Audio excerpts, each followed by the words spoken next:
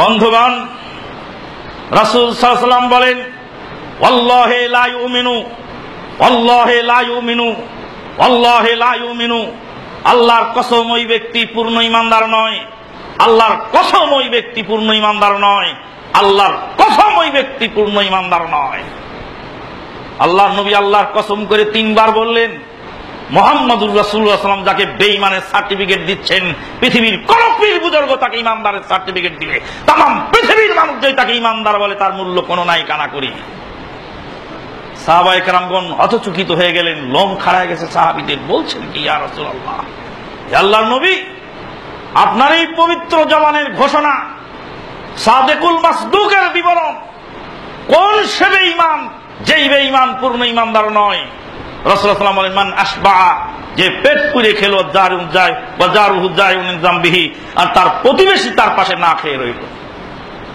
Saudi আরবের একজন আলেমকে জিজ্ঞেস করা হয়েছে, আফ্রিকার মহাদেশের কোন এক গরিব দেশের সাহারির ব্যবস্থা নাই, ইফতারের ব্যবস্থা নাই। প্রশ্ন করা হচ্ছে, যাদের সাহারির ব্যবস্থাও নাই, ইফতারের ব্যবস্থাও নাই, তাদের সিয়াম কি করে হবে? ফতোয়া জিজ্ঞেস করছে। ফতোয়ার প্রশ্নের উত্তর দেওয়ার আগে দীর্ঘক্ষণ ধরে আরবের সেই বরেণ্য আলেমে দ্বীন কাঁদলেন। গোটা বিশ্ব দেখল, গরিব দুঃখী মানুষের জন্য যার প্রাণ কাঁদে না, যার অন্তরে একটু আঘাত লাগে না, সে বেঈমান। ক্ষুধা বড় কঠিন জিনিস, ভয়াবহ জিনিস।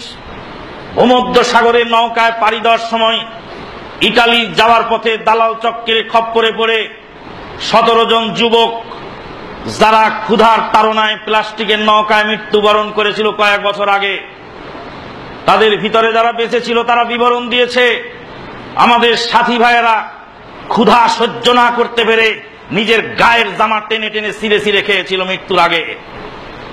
ডায়েরির পাতা ছিঁড়ে ছিঁড়ে খেয়ে খেয়ে জান বাঁচানোর চেষ্টা করেছিল। ক্ষুধার রাজ্যে পৃথিবী গদ্যময়। ইমাম আহমদ বিন হাম্বল, ইমাম ইয়াহইয়া বিন মাঈন এবং ইমাম আবু হাতিম আর রাজি রাহিমাহুল্লাহ 3 বন্ধু মিশরে যাওয়ার পথে হাদিস সংগ্রহের জন্য মিশরে যাওয়ার পথে যখন খাদ্য ফুরে গেল, তখন কচ্ছপের খুলি ভেঙে কচ্ছপের গোশত কামড়িয়ে খেয়ে জীবন ধারণ করেছিলেন। ইমাম বুখারী রাহিমাহুল্লাহ বুখারী শরীফ লিখতে গিয়ে যখন জাদ ও তোষা ফুরে যেত, বাবলা গাছের পাতা খেয়ে জীবন ধারণ করতেন। আল্লাহু আকবার। কত নম্বর মুহাদ্দিস আপনি হয়েছেন, আর কত বড় মুফতি! বুখারীর হাদিস ঠেলা দিয়ে ফেলে দেন আর বলেন বুখারী কোন নবী লিখে গেছে? এ বুখারীর হাদিস কি মানতে হবে? কে বলে গেছে? আল্লাহর আদালতে কত কঠিন পরিস্থিতি হবে সেদিন বুঝতে পারবেন মুফতি সাহেব। ইমাম বুখারী রাহিমাহুল্লাহ বাবলা গাছের পাতা খেয়েছিলেন ক্ষুধা সহ্য না করতে পেরে। রাসূলুল্লাহ সাল্লাল্লাহু আলাইহি ওয়াসাল্লাম একদিন ক্ষুধার্ত, ওমরে ফারুক রাদিয়াল্লাহু তাআলা ক্ষুধার্ত। বুখারীর হাদিস বলছি। আরে আল্লাহর নবী বলে রুটি দিয়ে যায়। আল্লাহর নবী রুটি দিয়ে যায়, দাগাবাজকে দাগাবাজ বলবো না, ওকে কি বলতে হবে? আল্লাহর নবী কবর থেকে বের হয়ে রুটি দিয়ে গেল কোন বুজুর্গকে? আল্লাহর নবী কবর থেকে বের হয়ে কোন বুজুর্গের খাবারের ব্যবস্থা করে দেন। মাশাআল্লাহ। আল্লাহর নবী সাল্লাল্লাহু আলাইহি ওয়াসাল্লাম জীবদ্দশায় উম্মতের শ্রেষ্ঠ ব্যক্তিদের অন্তর্ভুক্ত ওমরে ফারুক রাস্তায় হাঁটছেন। ওমরে ফারুক রাদিয়াল্লাহু আনহু মদিনার রাস্তায় হাঁটছেন। বুখারীর হাদিস বলছি, ক্ষুধা সহ্য না করতে পেরে ঘর থেকে বের হয়ে রাস্তায় হাঁটছেন। উম্মতের শ্রেষ্ঠ ব্যক্তিদের অন্তর্ভুক্ত ওমর ইবনুল খাত্তাব। বুজুর্গি তাদের ছিল না, কারামত তাদের ছিল না, পীরের এই ভণ্ড ব্যবসা তারা করেননি। কত লক্ষ কোটি টাকা তাদের কবরে স্তূপ হয়ে যেত যদি এই সমস্ত ভণ্ডামির ব্যবসা তারা করতেন।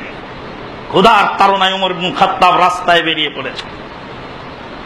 খানিকক্ষণ পরে আবু বকর সিদ্দিক বেরিয়ে এলেন, তিনিও ক্ষুধার তাড়নায় রাস্তায় বেরিয়ে পড়েছেন। বুখারীর হাদিস বলছি, সোনাভানের পুঁথির কেতাবের কাহিনী নয়।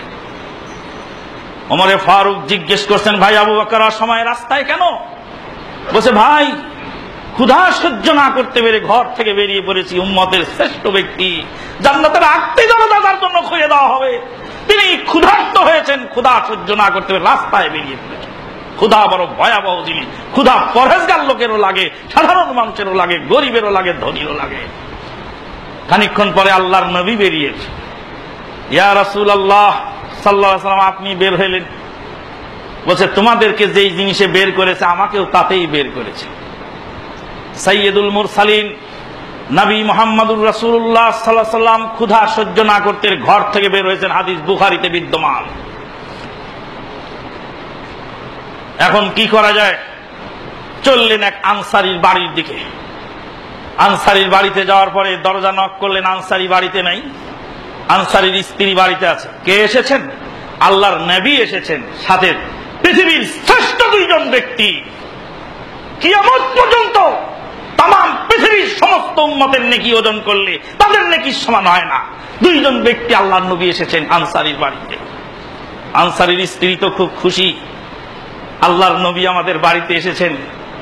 রাসূল সাল্লাল্লাহু আলাইহি সাল্লামকে বসতে দিলেন।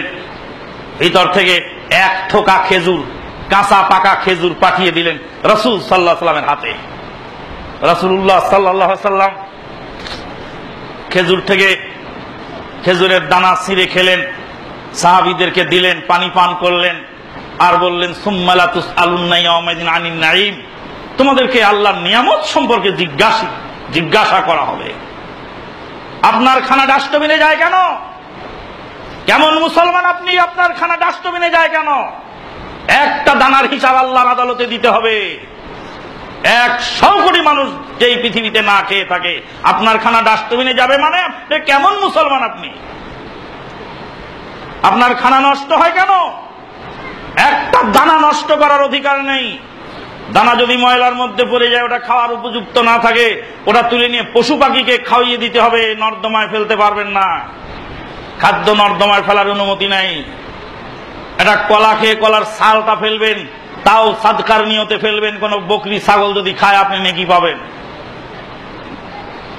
কয়েকদিন আগে এক যুবক ফোন দিয়েছেন যে আমি আরবের মরুভূমিতে থাকি, আমি পশুদের জন্য মরুভূমির মধ্যে পানির ব্যবস্থা রাখি। আমার দাদি বলতেন, ভাইরে, ছোট ছোট পাত্রের মধ্যে বাগানের মধ্যে পানি দিয়ে রেখো চৈত্র মাসে, কাকশালিকেরা এসে যাতে পানি খেতে পায়। ঝিলবিল শুকিয়ে গেছে, কোথাও পানি নাই। তোমরা তো পানি অনেক দূর থেকে টেনে নি, তোমরা তো পানি পান করে থাকো। ওদের ভিতরে ওরকম অনুভূতি আছে। তৃষ্ণার্ত কুকুরের বাচ্চাকে পানি পান করিয়ে একজন পাপিষ্ঠ লোক জান্নাত পেয়ে গেল, বুখারীর হাদিস। যে ইসলামের এত সুষমা, সেই ইসলাম সন্ত্রাসী হলো কি করে? সেই ইসলাম সন্ত্রাস শিখায় কে বলেছে? ইসলাম মানবতার ধর্ম, ইসলাম সহিষ্ণুতার ধর্ম, ইসলাম সাম্যমৈত্রী ভ্রাতৃত্বের ধর্ম।